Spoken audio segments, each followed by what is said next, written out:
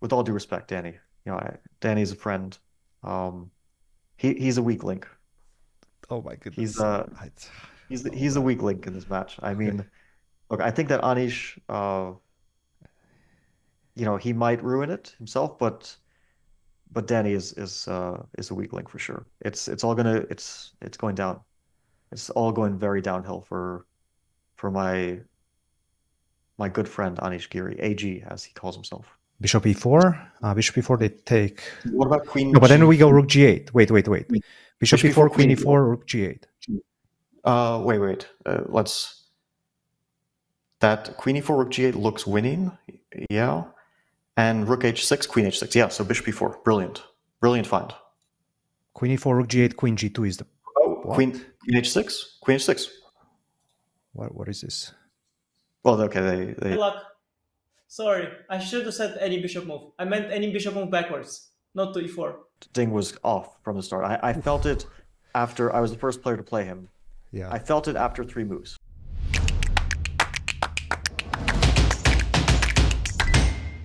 Welcome back, everybody, to another C Squared podcast episode. Fabi, you just got back to the States after a pretty adventurous trip in Europe. You were in Germany playing the Freestyle Chess GOAT Challenge, Chess 960 Fischer Random, however you want to call it. But overall, it looked like a very fun event. Tell us a bit about your experience with the Freestyle GOAT Chess Challenge, episode 1. Yeah, you know what's funny? Before we get into that, like the last time we spoke, I was in Germany already. Yeah. And like 5 minutes after we finished talking, I started to feel like really, really bad. Really? I was like, okay, this will pass. And I went to get dinner and I was like, I can't possibly have dinner. It's just so bad.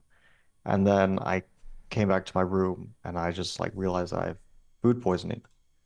Um, which passed rather quickly, luckily. You got food But poisoning in Germany? yeah, I got food poisoning What did you somehow. eat? I think it was, to be honest, I don't know. I think it was maybe salmonella from eggs that I had. It's it was really, From what I know, salmonella is pretty bad. Like it actually bedrids you. it was like a day that I was like feeling really bad, and then I threw up, and I suddenly started to feel so much better. Mm, mm. It was just like hours that I was waiting for them, and then suddenly I feel so much better. But I was still drained after that for a few days. Um, and rather unluckily, I was playing this Champions Chess Tour like the day after. So I it was a pretty disastrous. Yeah, I was like I couldn't even focus on the moves. I was like I'll just move it on autopilot, not even looking at what I'm doing. Mm-hmm. And yeah. And then I went to things got better after that. I went to this place near Hamburg for the freestyle chess they called it that you mentioned. Mm-hmm. I mean, okay. Chess GOAT I still feel like challenge. And actually, we're I gonna still get feel to the like GOAT calling part of it it. sorry, what's that? Yeah, chess GOAT challenge, freestyle chess GOAT Yeah. challenge.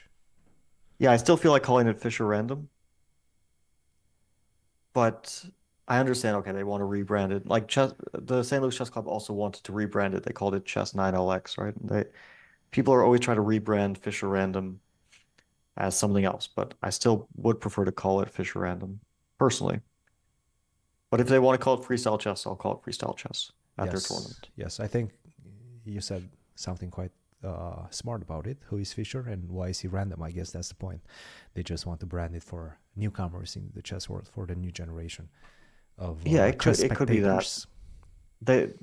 They just think like I think that's the reason that the guy gave. Like he explained that he just wanted to give a clean kind of name that is very intuitive for it, which it's true. Freestyle is sort of intuitive for the newcomer. It's like you're mixing up the pieces. It's a bit freestyle, right? You have no crutch in the opening, no opening theory to rely on.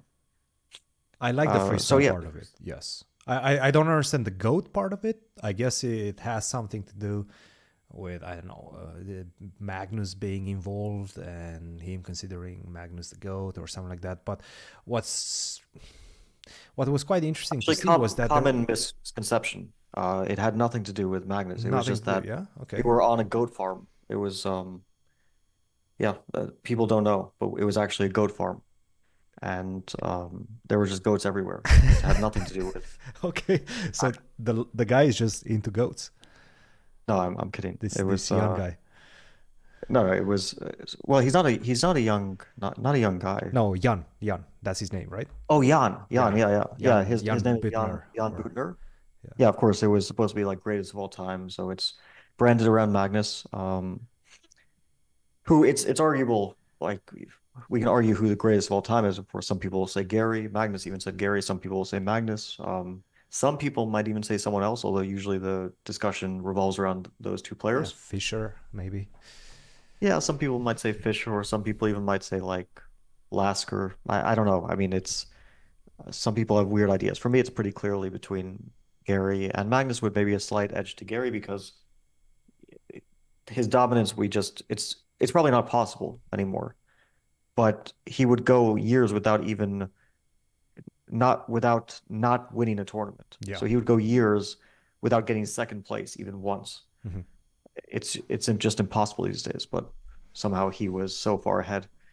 So no matter how great Magnus is, it's still difficult to beat that. You know, it's just Mhm. it's a Mhm. lot. Mhm. But of course, they are both in their own ways have some claim to the greatest of all time title. We can definitely say. Yeah. And yeah, it was a great tournament. It really was a great tournament. I'm not just saying that, um, but it's the organization was really excellent. Pretty much the best I've seen in terms of organization. You know. And that's Um, actually how it looked like from a spectator's point of view as well. It definitely felt like it's geared towards making the players feel very welcomed and basically feel like superstars. Like, okay, there's an element of trying to commercialize chess and freestyle chess, however you want to call it, and the broadcast. They were trying to commercialize the broadcast as well. That was pretty obvious, you know, with the money, with the jacks and kings and whatnot, with the jackets. I really like the jackets, actually. I didn't realize that that's going to be an element of it, but I really like the jackets aspect of it. What was the most, let's say, important factor in your opinion as a player that really made it feel like, okay, yes, I'm valued here. I feel like a superstar. well, the thing is that we were staying at his own resort, Mm.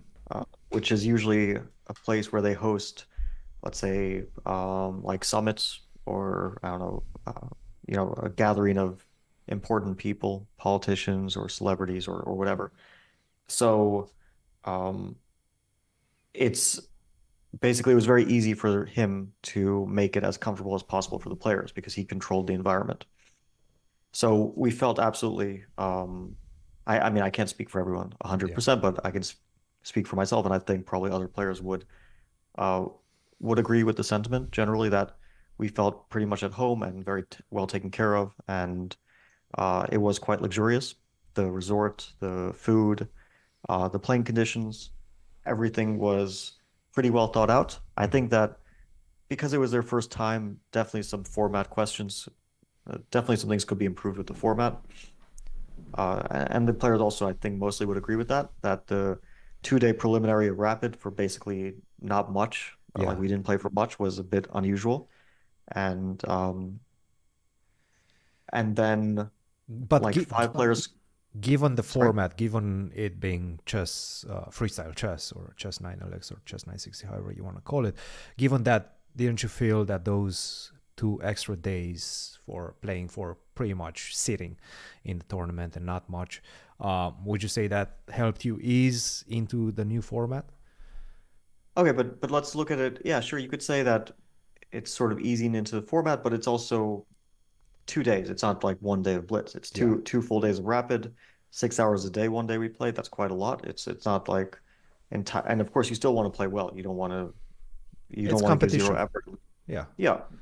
So it is a bit energy draining. And then at the end, let's say Noterbeck wins, and then he feels like, what did I really gain out of winning? Okay, he played Ding, so he can say, yeah, this was in this time when Ding was not in shape, probably the match that he would be happiest to play, that he would play rather play Ding than someone else. Well, maybe I'm not 100% sure, but maybe that's how he felt. But if you look at the rest of it, like normally the higher up you get, the more advantageous it should be. Hmm. But Ali Reza got fourth, and he plays Magnus, who got fifth place. Yeah. And that is objectively a worse pairing. And we can just say there's nothing to discuss who you're more comfortable against. It's worse. It's more difficult to play Magnus than it is to play, for example, Keimer. Yes. And let's say Levon played Keimer, getting seventh place. So it was better to get fourth place or seventh place? Well, objectively, we have to say that it's better to get seventh place, which is just strange. Hmm. Of course, you can say, yeah, this happened because Magnus underperformed, and who can predict that? Hmm. But then it's basically going to be like you have to look around and try to figure out who you want to play. Like in the last game against Levon, I was actually thinking about this because I was playing the game. At some point, I realized I'm kind of in control of this game, and I was thinking, well, if I win, I get third Hmm. for sure. Hmm. If I draw, I probably get fourth. And I'm looking and I'm seeing, okay, Magnus is probably getting fifth because he seemed to be losing against Noterbeck at that time. And of course, like no matter what, I would have still tried to win the game because it's just like on principle, I'm Of going to course. try to win the game. But I was having these thoughts during the game, like it's weird if I win and then I get a harder pairing than if I drew, right? I mean, this Mhm. doesn't really add up logically. But in the end, it was in fact true that I won. I got third place, but there was some scenario where let's say I draw, I get fifth place, and then I win, I get fourth place, and something like this where it's actually better to draw than to win. And I think my third place in the rapid ended up being quite a good pairing. But of course, I think that it should matter more. Like you should get some advantage for winning. Like Noterbeck should have had some advantage, not just that he plays Ding. Maybe the way Ali they do Reza it should, in with the qualification for the play-in during the Champions Chess Tour, where you actually get to choose if you choose who you want to play. For example, in the yeah, I mini thought about matches. this, but this also has a big, this really, this means that fourth place is again very bad Hmm. because this doesn't give fourth place a choice. You would think that the first four players choose, but what happens is only the first three choose. Correct. So the first one chooses. Let's say it's Noterbeck. Let's say he decides to play Ding. Second one chooses. It's Keimer. Let's say he decides that he wants to play Gukesh, for Sure. example. Then I'm third. I Hmm. decide that I want to play Levon. Hmm. Fourth gets Magnus. That's it. Yeah. Yeah. Fourth doesn't have a choice. So what is the choice? Like again, the fourth place person is going to automatically get the hardest opponent from the remaining players. So in this format, oh yes, and what you're saying is basically it's yeah, I guess 4th and 5th place doesn't really change much. If you're finishing in 4th or 5th place, doesn't really change much. Well, it does. I mean, because yeah, you'll get four like the So person in you fifth won't get a reward the choice. top 3 in that format. Yeah, but actually fifth place might be better because then like let's say if an underdog gets in the top three, then you could get picked by an underdog. But in fourth, you're automatic. I can give you another example, which I was talking to Vincent about this stuff. I was talking to a bunch of the players about this, but Vincent in particular gave an example from his recent Champions Chess Tour, and then he just got Wesley because Hmm. he had to pick, and Wesley was the only one there. So Wesley was in the bottom half, so he gets basically the hardest opponent out of the potential picks.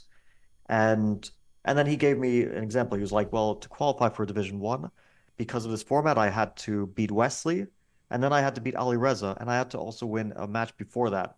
So it's not like it's impossible to do this, but it is enormously difficult just to qualify for Division One because this system gave him, of course, always someone will be unhappy with any system. There will be Yeah. someone who gets left out, someone who gets an advantageous spot. But I think if we can't find the perfect system, we might as well not waste 2 days playing rapid chess to decide this imperfect system, right? Yeah. We can play one day of Blitz. That's what I was suggesting. That's One basically day of what they do Blitz, in Norway, right? yeah, and Norway same chess. thing. Yeah. But instead of 2 days of rapid, you play one day of Blitz. It's a bit because we're not like playing for money, we're not playing for rating, we're not playing it ends up being a little bit for nothing, you could say, for for the spectators, I guess. But But for you could say that you're not playing for nothing right now, but give it a few more years. And, just like Rapid and Blitz weren't as weighted, 5-10 years ago. Nowadays, Rapid and Blitz is extremely important, maybe on par with classical chess. Give it 5 to 10 years. You have this guy, organizing his tour. Maybe some other organizers are going to pop on the scene. Maybe FIDE is going to get involved. They're going to give the reins to the Chess 960 or like Freestyle Chess World Championship. There were some discussions on Reddit that they might offer the World Championship to Jan Bittner. And suddenly Chess 960, Freestyle Chess, however you want to call it, becomes a thing and becomes a very important thing of the chess ecosystem. So I don't know. I agree, but I think we can't speak about hypotheticals. Right. I mean, I'm just right. talking in the current moment. If things get rated, and then of course things are meaningful, and these rapid games will mean a lot, sure. But at the moment, there's no rating, no prizes for these rapid games.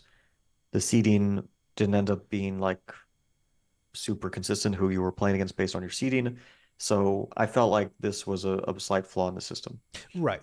No, I tend to agree with that. I think there's a couple of reasons why they did that. For once, I think it just has a practical purpose so that the spectators, the commentators, and the players get used to the format. I think that's quite important. And after that, obviously, they probably expected some people to do better and to be able to choose better in a different way. It didn't work out this time, but I mean, yeah, sure, you spend a couple of extra days, but I don't think it's a huge drawback, and probably they had a certain number of days in mind that they wanted to make the tournament happen in.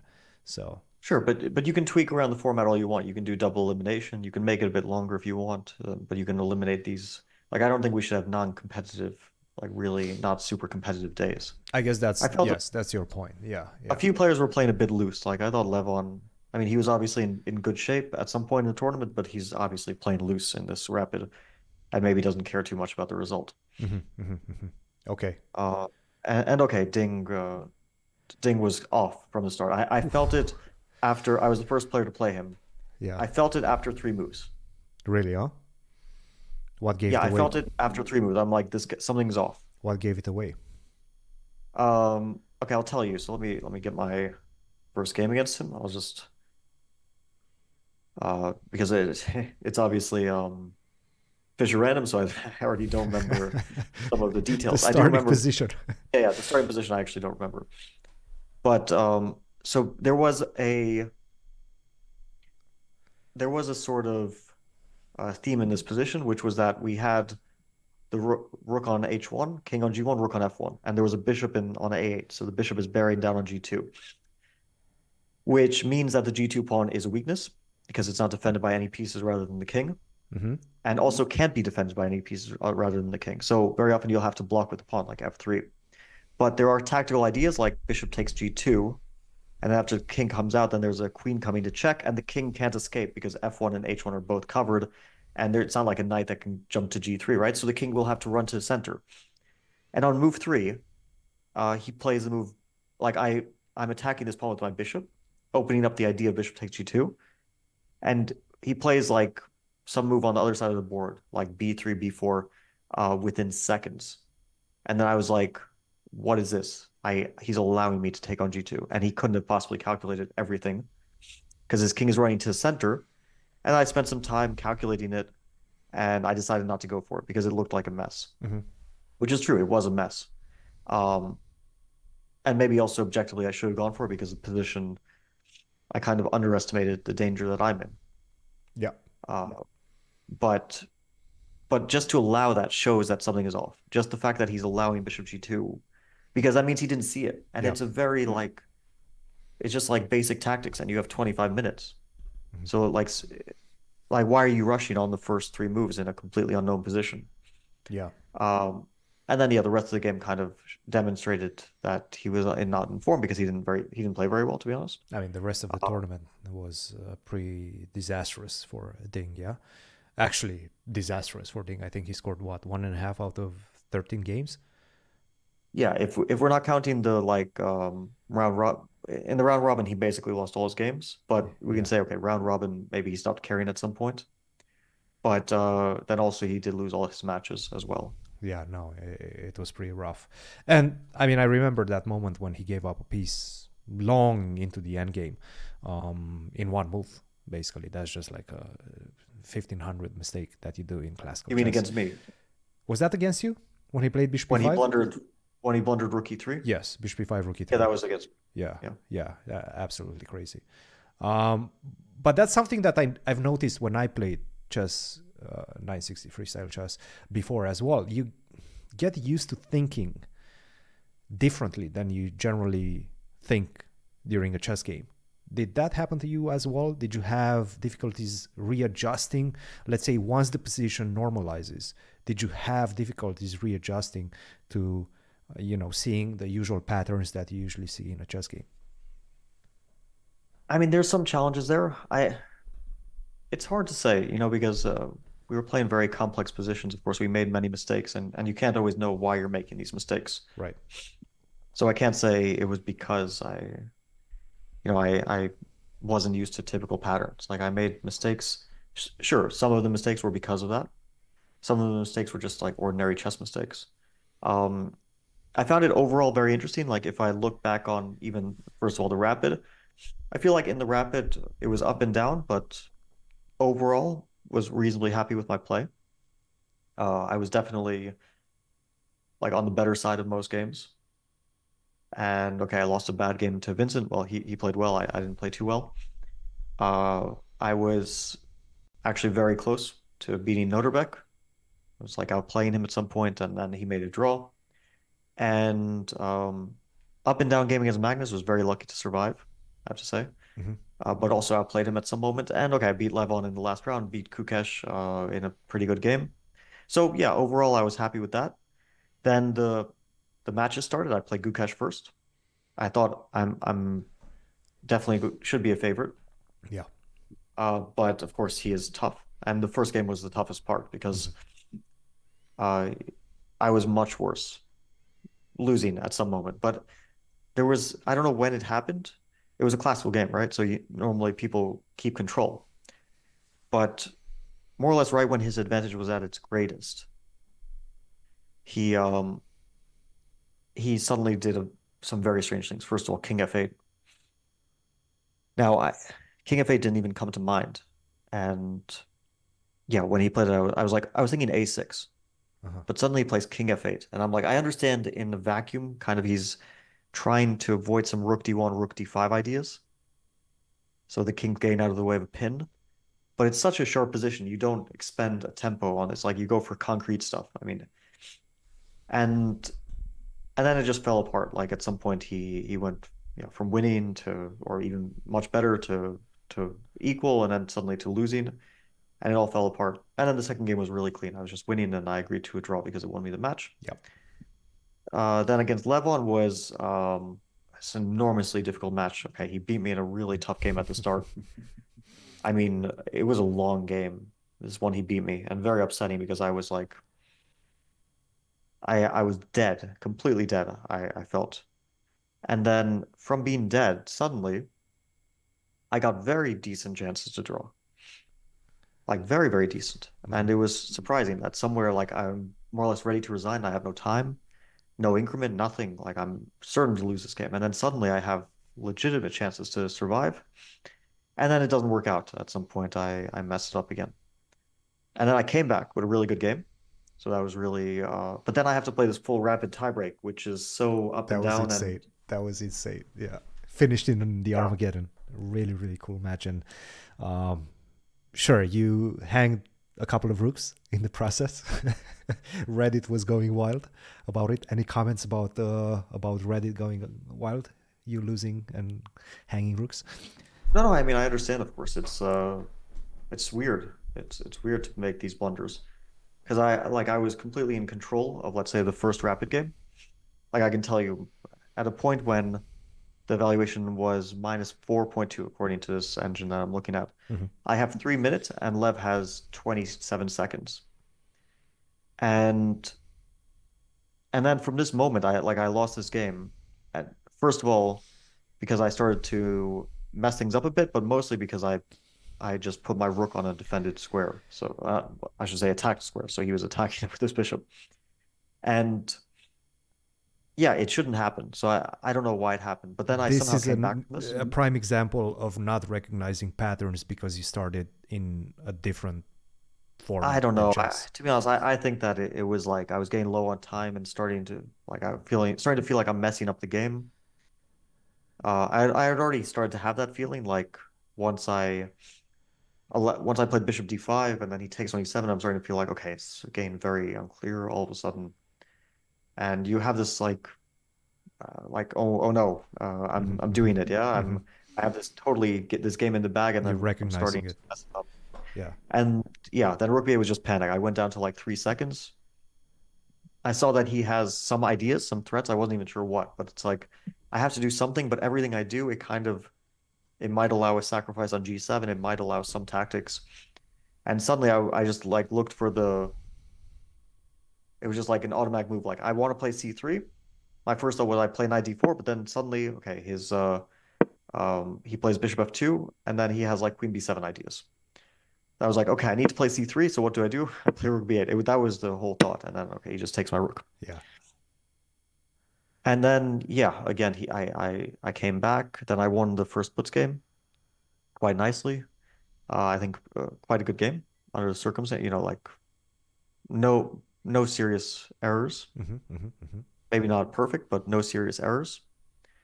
And 92.6% accuracy, by the way. Interesting. Yeah, interesting. Very interesting.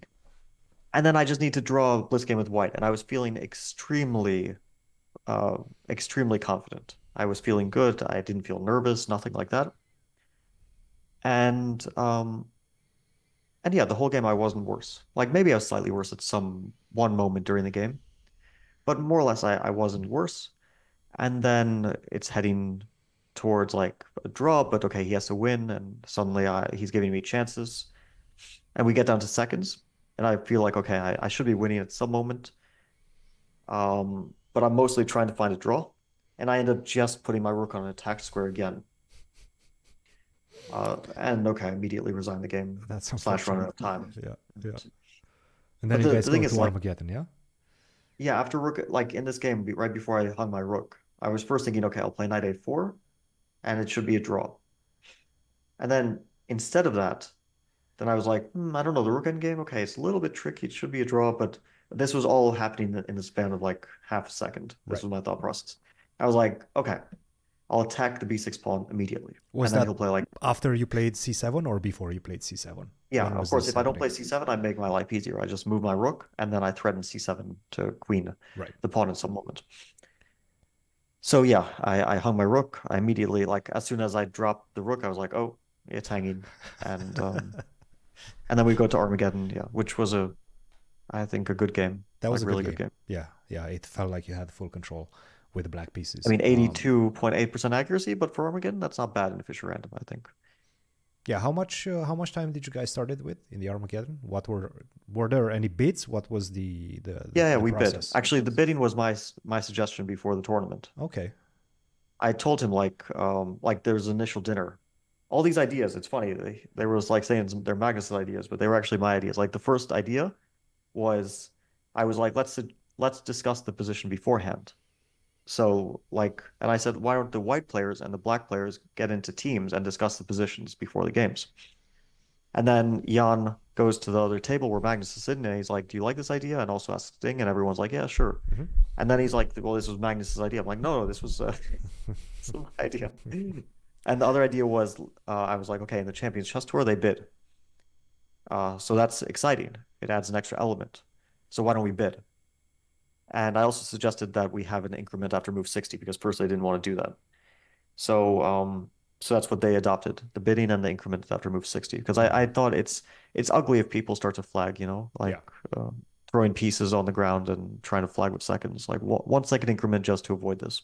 Yeah, no, I'm definitely up for the increment after 60 moves. And also it adds some sort of a race to the finish line element to it, right? Because let's say you have a winning position, but you still are 20 moves away from making it to the 60th move and getting the increment, then you still have a task ahead, which definitely adds another element to the broadcast in general, to the show aspect of the games.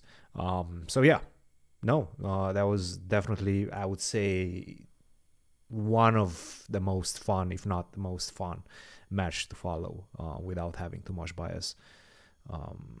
But yeah, Magnus was also on the verge of losing against Alireza, came back and took him to the tie breaks, which he won quite comfortably. So that was, let's say, the brink of defeat for Magnus. And he passed that. And then you guys met in the finals. First game, pretty balanced. Second game, the starting position, a lot of people were saying it was extremely imbalanced. How did you feel about the starting position? What happened in that final game? Yeah, okay, so one thing I want to say is I probably did get like starting positions, there's a bit of luck, right? And against Levon, I probably did get a bit lucky with the starting position. I think it's Magnus. Okay, I won't say this is like, I'm not gonna. It's not meant to be an excuse, of course. No, of course, played and better. I think he said it himself as well. He felt that the position was much better for White. I think he mentioned that in the post game analysis. Yeah, I do have to say that in both games, he showed excellent understanding of the starting position. So he made this move D6 on move 2 in the first game, which I think was an excellent way of getting a very stable, solid position, which we hadn't really considered before the game. We were thinking like Black will play F5, D5, something like that, and then White tries to open the center. And Magnus correctly, I think, recognized that he can try to build up a center because after D6 and E5, White can't really comfortably keep the tension. So okay, that was the first thing. The first game, he was very comfortable. And the second game, he also showed, I think, excellent understanding with being the only player to make the first move G4, which is the best move. By according to engines, it's the best move. And yeah, I got a bad position really quickly. The thing is, after the first move, right? It's already not the best. You're supposed to castle long on move 1. I think that after G5, the best way to play is H5. And then after G5, G6. And then you sack the B7 pawn. But you get knight C6, and you quickly will attack the B2 pawn. That's kind of And wild. it's very sharp, but it kind of works out. Yeah. It's difficult to decide on this, yeah. but it's probably the best. And if not for that, then the best move is probably knight B6, the second best move. Again, sacking the pawn. And okay, of course, White can take it, but then Black gets a lot of time. But you're sacking material. Like Black plays D5, but you're sacking your queenside pawns on the first move. Yeah, that's not an easy decision. So from like the normal moves, I think long castle was not as accurate as knight C6. Okay. Which I felt was just like I didn't want to put my knight on that square. But long castle, I was worried that he plays C4, and then he plays knight C3, and he just attacks me because his rook is eyeing my king on the very first move. Yeah. So I was thinking, okay, this is my thought process. I'll play C6. I'll try to build up with D5. Knight goes to C7, and maybe I'll castle short, I was actually thinking. And then I realized that probably castling short, it just takes too much time. And so I kind of pivoted. He castled. I decided to basically try to copy him like G5, long castle, knight C7. And I was hoping that after E4, that I would be able to like liquidate with E5 in some moment. And I realized that, yeah, very importantly, that he has this H4. So he's getting the levers. You could call them levers on the queen side. I don't know, queen side or king side, whatever you want to call it. The queens are on that side, so that's why I call it queen side. So he's always has the option to break the tension, which gives him a lot of, it basically means that I can't really play E5 because he can always take on G5, trade queens, and take on E5, win a pawn. So these things weren't clear to me when I played the first move C6, but he understood that C6 is a mistake. And I actually did have an option after move 3, H4 to play H5. And kind of crazily, tactically it doesn't lose for black, but it's really close to losing and still not very good. And somehow at some moment You got some chances, right? I did improve my position. It was never good, but there was some moment when after move 21 queen e5, I had this move knight c4. It was probably my only chance to resist in this entire game, rather than knight e4. Even the chess.com engine prefers knight e4, but I checked it at some point with a stronger engine, and knight c4, computer says that it's bad, but it's not the end of the world. But practically speaking, of course, black has a nightmare here. Weak king, pass pawn on h5.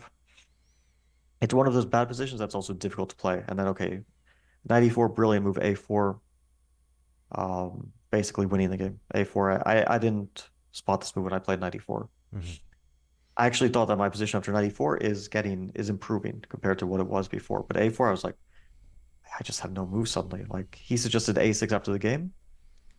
But yeah, my worry was that after a6, he'll take on e4, and then he'll cement that knight on c5 with a5. Basically, this is what we were discussing after the game. Like, once the knight on c5 gets cemented, that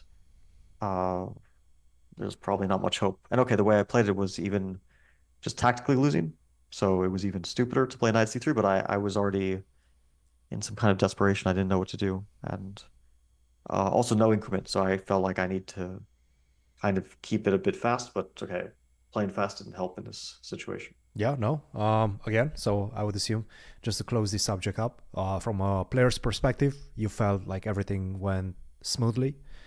I have to say, from a spectator's perspective, it looked like a lot of fun. There were a lot of elements that I really liked, pushed the envelope into a more, you know, you might call it commercialized notion or anything of that nature, but it's mostly just you're pushing the envelope towards a more viewer-friendly competition, which I think is something that chess in general needs, and it's something that's going to help players, help chess as a whole. So, no, I think overall the tournament was a success, and I'm very excited to hear that the guy is planning on creating like a whole circuit out of it, which should be interesting. I have to say the schedule, the chess schedule is getting extremely busy. You have this, you have the GCT, you have the CCT, you have so many circuits. You add on top of that the World Championship cycle, and you have a full calendar year with tournaments after tournaments. So yeah, this is actually an interesting question for chess in the future, for high-level chess. So, because yeah, we've already had like the big players, we've known them for a long time. We have FIDE, of course, always been one of the biggest players, or the biggest player, you could say. With the cycle, the infrastructure, the rating system, basically their tournaments, even if they don't have the money, are they have the prestige. Yeah, intrinsically important, because they work towards the World Championship title, which has value, which goes beyond money, right? Sure. Yeah. It brings money in its own way, and also directly. But even without the money, it would go beyond money. So it's something that you could say, I'm the world chess champion. Culturally significant, yes. Historically significant, and it's something like that if you could give any chess for. player in the world one achievement, then they would say, I want to be the world champion. They wouldn't say, I want to win this tournament or that tournament. They'd say, I want to be the world champion. Yeah. So that's why FIDE is always going to be a huge player. And then you have chess.com in the last few years has become a huge player because they have the entire online chess scene. They have they're probably the most profitable chess company, right? Because they have millions and millions of paying customers. So, and they host a lot of big tournaments, and they attract the best players in the world, including Magnus, including Hikaru, and other very popular, not only popular but strong, but both. Yeah, they have the popularity, they have the viewership, and all that. So they're another big player. And then the St. Louis Chess Club is the third big player. And the Grand Chess Tour. Yeah, basically. They have money that they put into chess, significant amount. They have infrastructure in terms of a tournament circuit, and they attract the best players in the world. Yeah. even Magnus, who doesn't play all the tournaments, but they do attract him for several events a year. And now we're going to have a fourth big player, it looks like, if he continues with what he said, which based on our current information, that seems to be the case, that he will continue organizing high-level events with a lot of money, which will certainly attract the best players in the world. And he has the money to spare. I mean, I don't know his net worth, but clearly he has the money to invest and make these very attractive tournaments for players. And Magnus has already shown his commitment to playing one event and probably to playing more. So not only money, but he seems to have the enthusiasm, right? He seems to be a genuine chess enthusiast. He loves it. He's taking classes, from what I'm understanding. He has the time, he has the resources, and he has the enthusiasm, which I think, again, it's extremely important. And yeah, sure, I mean, Magnus seems to be enjoying it as well. It's a direction that he's trying to push, let's say, chess into. And how do you feel about it? Do you welcome this new addition? How are you going to balance? How are you going to work that balancing act between choosing the tournaments that you want to play in? Look, in general, I love chess. I really love to play chess. I play tournaments not because they're always like the best idea. Like sometimes it's good to rest, but I can't help myself. I like to play tournaments. I mean, you played one yesterday. Maybe yeah, yeah. I was just convinced like last minute. I was like, why don't you play this? I was like, okay, I'll play some blitz. To be honest, I'll also probably play on Saturday. There's another tournament. So I really enjoy. I really like playing chess. Like if I had some people in my house right now to play chess, I would probably be playing some blitz or something else as well, because I just so of course the money makes it very attractive as well, right? Because if you invite me to a tournament and there's also a financial incentive, then of course I'm going to be interested. And yeah, the question is always like, can you actually do all of this at some point? Because there's going to be so many overlapping, intersecting tournaments. The question is, can you play most of them? Can you play all of them? What do you play? What do you not play, right? Which is a privilege to have, to be able to say, I'll play this and I won't play this because I have the choice. Great privilege to have. I'm certainly not complaining about this. But does, of course, mean that you're going to have some difficult decisions at some point, right? Yeah. Do I play the World Cup? Do I play the Grand Chess Tour here? Do I play the Champion Chess Tour there? Do I play the Fischer Random here? It's going to be a lot of tournaments, and some choices will have to be made. Because what I've noticed is the organizers, they have enthusiasm for chess. What they don't have any enthusiasm for is scheduling their tournaments around other tournaments. Sometimes they have to, because that's an interesting point. Yeah. Yeah, chess organizers do not like to compromise or to change their plans based on others, but sometimes they have to, because someone wants to play 2 tournaments and they don't want to risk that they lose, let's say, Magnus or someone like that, right? The other thing which is kind of important for this organizer is that, like traditionally, let's say with FIDE, you have a lot of money coming from certain countries. And there's a lot of political division as well, right? Yes.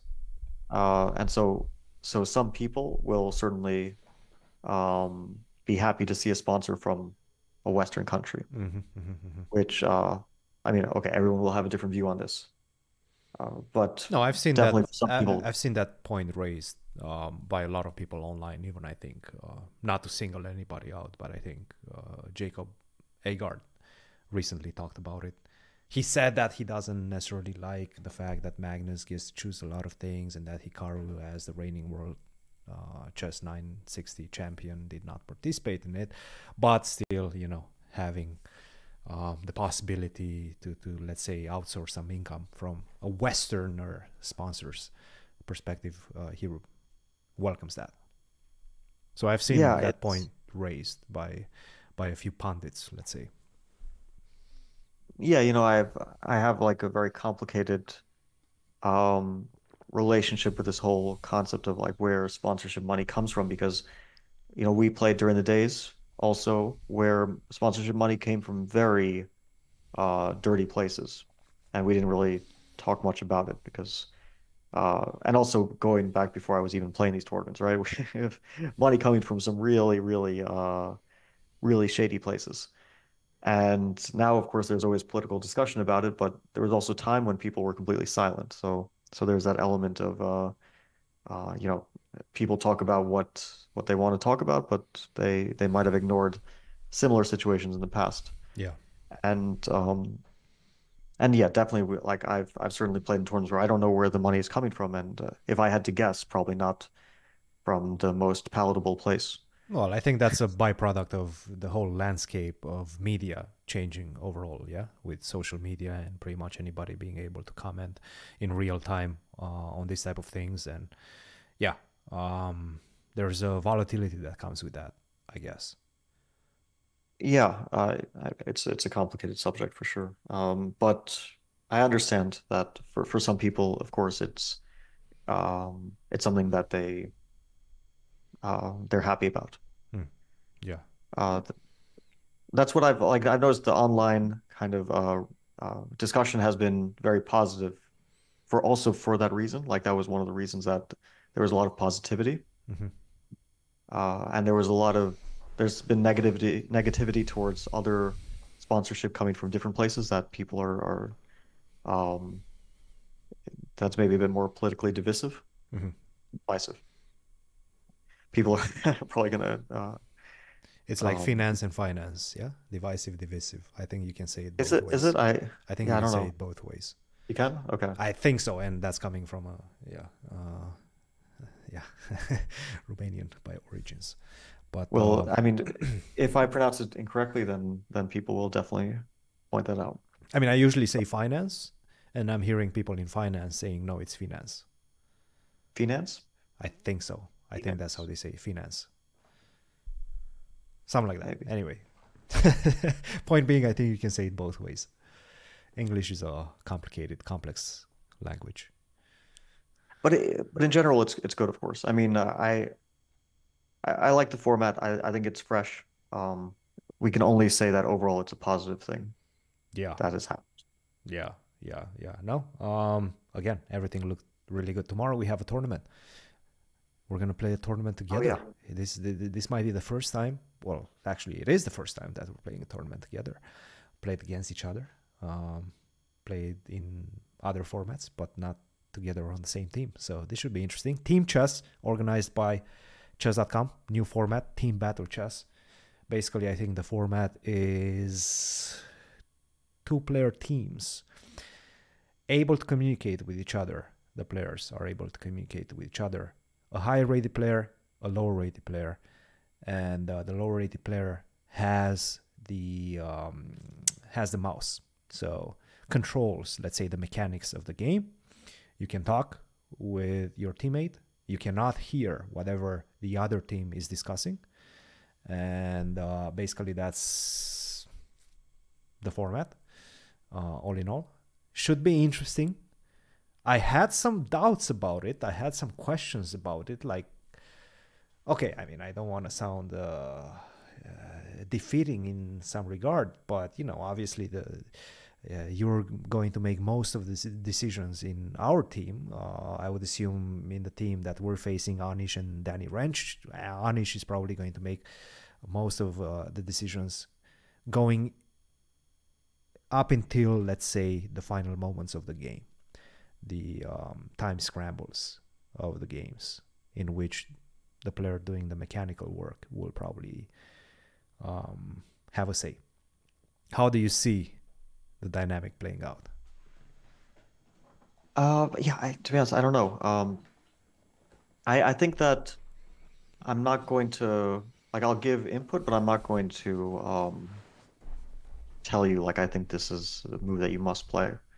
Because I think No, we're one discussing, might right? We're yeah, discussing. yeah. I think that the only way to get a really big advantage out of this is to discuss, yeah, because there's going to be like sometimes you have tunnel vision, right? There's some things that I'm going to see that are maybe I'm like not seeing the full picture, and then if you say something, then I'll maybe like be able to see the full picture a bit better. And like I noticed discussion definitely helps. I even played a game like casual blitz game against Levon plus Jordan. And they discussed, like it was supposed to be basically like I played myself and they alternate moves. Okay. But instead what happened was they just discussed every move. And that is super helpful. It really does make someone play much better if But they you can are actually discuss. also hearing their discussion, right? Well, okay, but it's more distracting for me because I have to make my moves on my own, and they're just discussing the position when they have to play, They right? were not discussing on your move. They were not. You were not really thinking about what Well, they're they're saying. not giving me advice; they're giving themselves advice. Okay. Okay. Yeah, that makes sense. That makes But yeah, sense. I've noticed that it is like just very helpful because it's no longer like you feel pressure. It's like you rather than having the pressure like you're going into something and you're alone, suddenly you just talk it out with someone, and it takes away all of the You're um sharing the responsibility a little bit. yeah, it sort of takes away like the sportive part of it uh where you're supposed to be on your own and you take these responsible decisions. And part of that is a challenge that you're responsible for every decision, every move. But if you can discuss things, like I say something and you're like, oh wait, but what about this? And then I'm like, oh, well, actually that's a good point. And it's just overall it makes it easier. It just makes it easier to play. So I think that's the discussion is going to be the deciding factor in these matches. Who can discuss better? Um, who can communicate better, I should At the say. same time, it can only it can also play, this type of discussion can also play into, let's say, the accuracy of a decision. Maybe I convince you of playing something and down the line we realize that it was the wrong decision. Or, maybe Danny convinces Anish, just to give an example from a different team, of something that's not accurate down the road. And it doesn't have to be, let's say, a tactical thing. It can also be just a misunderstanding of the position by one of the players. So you still have to juggle this type of decision-making process. Yeah, I think what will be important is that at some point we'll get into time trouble. Yeah. And at that moment, it's important probably for you not to ever be in a panic mode Mm. because you'll always have 10 seconds of thinking time. Mm-hmm. And like if you're going for a move which is an obvious blunder, I can be like the blunder check, right? So we'll probably be mostly following your intuition. But if you're going for something that's like a very obvious mistake, I'll be like the blunder check in the background. How would I Uh, tell you, though, that I'm thinking of making the move? Like, we should probably well, decide on that we should before. Like, we let's should say always we be have discussing. 15 seconds, You, right? it's based the way that I think that you do it is that you just talk as if you're streaming. You're Mm-hmm. just going through your thought process, Mm-hmm. Mm-hmm. and I'll be thinking about the position. And if I notice something that I feel is really off in your thought process, then I can interject. And I think we And should also make sure that we're thinking and discussing very much on their time as well, especially as we oh go yeah, into those last few yeah, seconds. Like, I make the move, I gain the time, and now it's their turn to make the move, and they still have, let's say, 20 seconds on the clock. Those 5 to 10 seconds that they're thinking about their move, we should maximize in terms of communication. yeah. We can use their time as well to our advantage. Yeah, yeah. But we'll see how it goes. I don't know. I haven't done this before in like a serious way. And okay, the thing is, I think that with all due respect, Danny, Danny's a friend. Um, he's a weak link. Oh my He's goodness. Oh he's a man. weak link in this match. I mean, look, I think that Anish, he might ruin it himself, but Danny is a weak link for sure. Anish is in great shape. I mean, Anish just won the title Tuesday, his first title Tuesday, while streaming. I mean, Okay, it's but now there's recession to the mean. So he had a huge success. okay. He's feeling very high. On top of He's the on top of world. the world. Uh-huh. And now it's going down.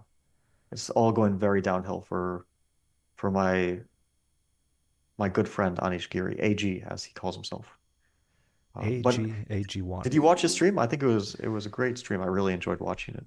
I did not watch his stream. I have to say I had other things, more productive things to do. But I did hear good things about it. And, I did go through the last couple of minutes of his last game He seemed very happy, very joyous, enjoying the laurels of winning his first title Tuesday. It definitely felt like a happy stream. Let's just put it that way. It was a happy stream. Yeah, he certainly was happy. We have to tone him down tomorrow. We have to put him down tomorrow. Put him down. Oh. well, it's some strong words, but we need to eliminate them from the competition. So I guess you can say that put them down. Is it a single elimination or a double elimination? I think it's a single elimination. Yeah. Oh, okay. 2 games, 2-game mini match, 10+10. Us versus Anish and Danny, the CEO and CCO of chess.com. Yeah, it's an interesting, the other teams are also quite interesting, I have to say. By the way, I say interesting in like the normal way, not in the new way. Like the bracket, if you've seen it. So the other teams are Jordan Van Forest, Eric Hansen, Hikaru Nakamura, Levi Rosman. They're playing a match as well. That's the content team. Yeah, and the Chessbra team, right? I think Jordan. I guess I don't know. Is Jordan a Chessbra? Yeah, okay. Yeah, I think so. But I'm actually kind of curious. Why is Aman not playing? Okay, because they probably thought Eric and Aman would not be strong enough. Although I think that Jordan and Eric is pretty tough. They're both very good players. It's a great team. It's a great team for probably sure. Like they do average rating or something, and yeah. The thing is, like, I don't think my rating being however many points over Jordan's is like, it's not like that's a real difference. I think that that like Eric is a really strong second player. Oh yeah. I mean, to like both of them, they're maybe not the same level in classical chess, or at least not according to the ratings. But Eric is a very good blitz rapid player for sure. Sure, yeah, he's a very, very good blitz player. Yeah, rapid as well. And then you have Hikaru and Levi. Again, with all due respect to Levi, but he's a good blitz player. He's better relatively at blitz than his classical rating would suggest. Much better, I would say. Yes. Yeah. Much better. So he's still a good player, but I think that this team will also be a bit shaky. I don't know how that will go. Then another very dangerous team, I think, Robert Hess, Daniel Naroditsky, because Danya is a really good player. And I also think he might have like a excellent kind of feel for these things as well. I don't know. I mean, that's just speculation, but he might have an excellent feel for like how to play team chess. And Robert's a really good blitz player. He's like 2,900 chess.com. So, well, I mean, Danya is what, 3,100, 3,200 on a good day. So obviously a player with a lot of experience. Robert as well. Also Peter and Jan. That's a very decent team as well. I don't think that's. I think that Danya and Robert will beat them. Really? I really do. Yeah. Okay. And then Peter Lecco and Pia Crumling versus Wesley and Alice. Yeah, I don't know. This is hard to judge. I think maybe Peter and Pia could surprise us because they might be considered an underdog, but they're both really. I mean, obviously Peter was a very, very top player who played a world championship match, and Pia is one of the greatest women players of all time for sure. Yeah, no doubt. She's still like top 50, which is amazing because she's obviously she's far older than many of the other top players in the world, right? So she's competing with players who are much her junior. Yeah. And she's 32 in the world currently, which is really remarkable for someone who like maybe isn't fully a professional player anymore. Yeah. No. And, very, very good. Yeah, so that's a good team. But I don't know. It's hard to say because a lot of it is communication. And the same with Wesley and Alice, I think.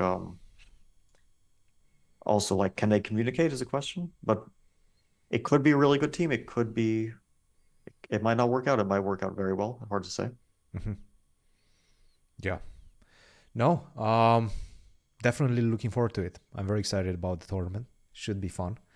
Should be an interesting battle against the boys, Danny and Anish. Looking forward to it. What else has been happening? I think that covers the most important, let's say, subjects of the week. We still have some time before the American Cup, and I'm sure we're going to tackle that discussion at some point in the next episode, and all the other things that are happening. One last thing that I really want to talk to you. We always talk about it, but I just saw this on Reddit, and it was mind-blowing to me. So, top juniors classical FIDE ratings from February 2021. This was exactly 3 years ago. In number 1, Alireza Firouzja, 2759. Okay, understandable, 17 years of age. Abdusatorov, Nihal, and Pragnananda in second and third and fourth position. The only junior players at that point in time to be over 2600. Keep that in mind. Now, if you go fast forward 3 years to present day, you have Gukesh, 2700, 2747, Pragnananda, 2747, Abdusatorov, 2744, Kaimer, 2738, and Sindarov, 2701. So you have 5 players that are over 2700. Wait, let me get this right. So in 3 years ago, there were only how many players over 2600 in the junior list? 3 players. Is that real? That doesn't. How can that be? Because that's what I'm saying. Yes. How can that be? No. So Firouzja over 2700. No. This was because of inactivity from COVID. I'm sure. Maybe. No. Yes. Because look, I but remember it's crazy. The discrepancy is crazy, isn't it?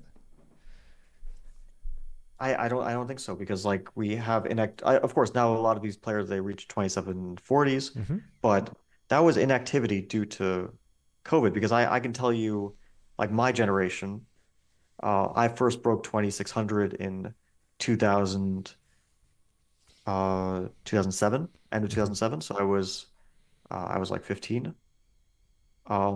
And I think I was a late bloomer compared to, like, if you look at Wei Yi, if you look at Magnus, if you look at maybe Karyakin, if you look at who else? Okay, I wasn't like a super late bloomer, but some of these, like if you look at, I don't know, Negi, for example, I think he broke 2600 at like 14. Yes. So it can't be that, like, specifically that time period was so unusual that players weren't reaching 2600. I think it was just inactivity. Players weren't on the list due to COVID, or they just weren't playing because of COVID. Could very much. That's an outlier for sure. It's like that was February 2021. So that was basically 1 year during COVID, right? So 2020 more or less stolen away from COVID. I don't think it's so different these days than if we go back. Like, let me try to think. Okay, so Magnus, he became 2700 at which age? Was it 16? I'll tell you in a second. How old is he now? 33, yeah? He was born in 1990, December He's something. 33. So in 2007, he was what? November 17? 30th, sorry. In 2007, he was more or less 17, right? Or 18? Wait, no, 2007, he would be, but which month he would be 17 or 16? Okay, so at age 16, he broke 2700. Yeah, that sounds about right. I broke 2700 in 2009 or 10. I think 2010, maybe 9 on the live list. So I would have been 17. Okay, question for you. I was a bit older than him. I was a bit more late compared to him, which is natural. Let's look at Anish, for example. But I have a question for you before that. So Magnus broke 2700, 2710 in July 2007. And at that time, he was the number 2 junior in the world. Do you know who was number 1? Until Rajabov? 2007. Rajabov. Okay. Okay. I actually don't know the answer. I just I saw don't know. the same number. So you saw that he was It just says that he was number 2. So I don't know exactly. I'm gonna do my research later on today, and maybe people can point it in the comments who was number 1. because Rajabov was born in I think 87, so he would have been around the right age to still be a junior and 19 be or 20. Yes. yeah. So Rajabov would be a very natural pick, but other players it could be Hikaru. That's the only other thing I could think of. Okay. That's But I would actually guess that Hikaru was a bit of a late bloomer compared to like Rajabov. So I would guess Rajabov. interesting. Yeah, and then it only so already 2 months later, actually no, not 2 months later, in January 2008, when he was 17, he was already number 1 junior at 27.33. So Yeah. So let's look, like when did interesting. Anish become 2700 for the first time? So let me see rating. Anish, So I'll tell you. 27. it looks like he first broke it in July 2011, and he was born in 94. So Correct. 17 as well. 17 also, yeah. 16, 17. He was 17. Depending on. He was 17. Okay. He was 17 So and he was number 3 junior at that time. if you look at like my generation, I would consider like Anish a bit younger than me, but my generation. Magnus a bit older, but my generation. It's all 16, 17, and in case of like Wei 15, very early. So, of course, the current crop of juniors, they're extraordinary, but I don't think it's like a new thing entirely. That's like 18, 19, 17-year-olds or 27 something. Like, it seems I think accurate, yes.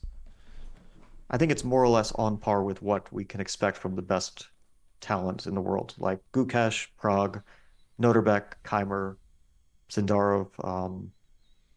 Yeah, the interesting thing is that the youngest is the number 1, Gukesh. He's the youngest, and he's also number 1 is a bit funny to say because he's tied with Prague, but okay. Rating. Yeah. Yeah, they're the same rating, and he's a bit younger.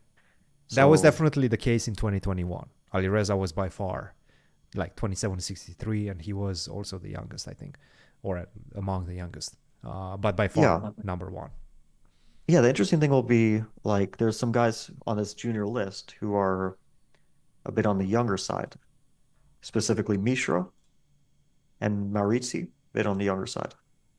Will they pick up the steam to get to like, let's say, Gukesh, Prague, Noterbeck level, Keimer as well, obviously?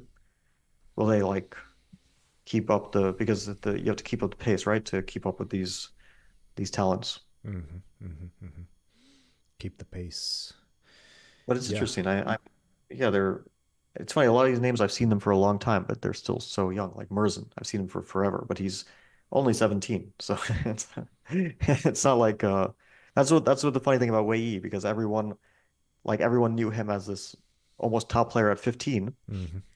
And then because he didn't make enormous progress from 15 to like the age of 20, I don't know, 23, 24, people started to think of him as like kind Retired. of like over Retired. Yeah, which is crazy. And then suddenly he became top 10 recently, and people remembered, oh, he's actually a really young guy. He's 24, right? He's not some retired player. He's actually a guy pretty much at his prime. So no reason to count him out of it's like sometimes our concept of like a professional career and when it might take off is a little bit maybe inaccurate, right? Like also Duda, the guy's 25. Some people might think, oh, he's been on the scene so long that he's no longer one of those like talented youngsters. But okay, 25 is still quite a talented young player.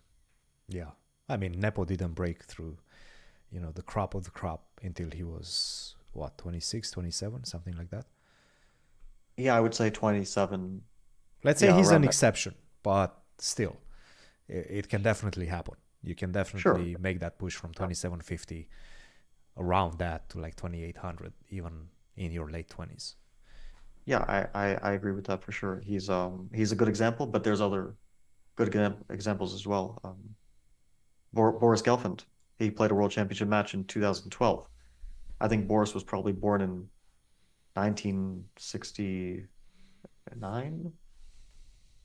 Let me check. Let's see. 1968. Mm-hmm. So yeah, I mean he was not 40, not a super young player when he 43. played his Yeah.